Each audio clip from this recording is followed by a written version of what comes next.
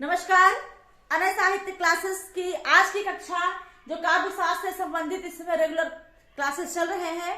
काव्य शास्त्र में आचार्यों का परिचय और उनकी रचना जो हमारे लिए बहुत उपयोगी है परीक्षा के दृष्टिकोण से, इसीलिए हम उनके विषय में बहुत ही सूक्ष्म परिचय दे रहे हैं जो आपके लिए उपयोगी है। तो आज जो है जयदेव का परिचय हम आपको देंगे। आचार्य जयदेव, इनका समय 12वीं 13वीं ईस्वी 12वीं 13वीं सदी में है, 12वीं 13वीं सदी में, और जन्म स्थान मिथिला है इनका जयदेव का। जयदेव को पीयूष वर्ष की उपाधि मिली थी। पीयूष वर्ष की उपाधि प्राप्त किया जयदेव ने। इनका अलंकार ग्रंथ है चंद्रालोक।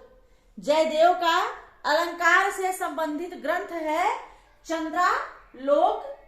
इन्हें पीयूष वर्ष की उपाधि से विभूषित किया गया। प्रश्न पूछता है पीयूष वर्ष की उपाधि किसे मिली? जयदेव को मिली।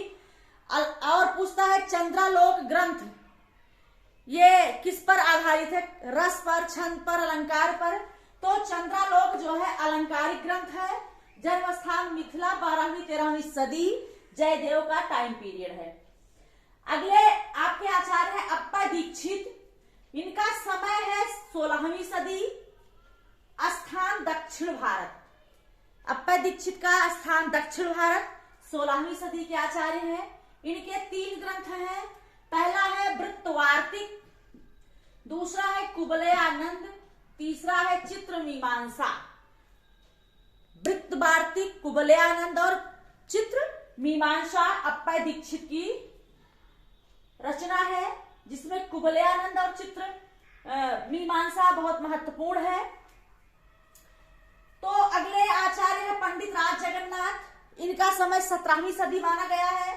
दक्षिण भारत के आचार्य हैं पंडित राज जगन्नाथ। और 17वीं सदी इनका ग्रंथ है रस गंगाधर, चित्र मीमांसा खंडन, जगदाभरण, अमृत लहरी। ये इनके बहुत ही महत्वपूर्ण ग्रंथ रस गंगाधर, चित्र मीमांसा खंडन, जगदाभरण, अमृत लहरी, ये किसके हैं? पंडित राज जगन्नाथ के ग्रंथ हैं। ये मुगल बादशाह शासक शाहजहां के शासन काल में आश्रम में रहते थे पंडित राज जगन्नाथ।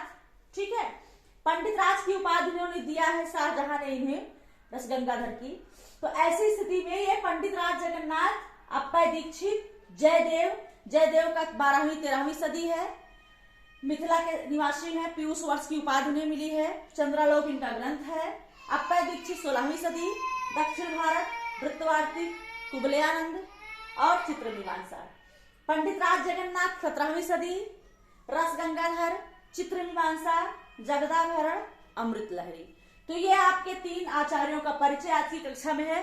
और आप लोग इन आचार्यों का परिचय बहुत ही बेहतरीन ढंग से तैयार करते चलिए, क्योंकि आपको प्रश्न में जब ये मिलेंगे तब आपको लगेगा हाँ मैंने पढ़ा था और पढ़ाई मेरी सार्थक हो गई। आज की कक्षा में इतना ही। अगली कक्षा में फिर मैं आपसे मिलती हूँ। तब तक के लिए धन्यवाद।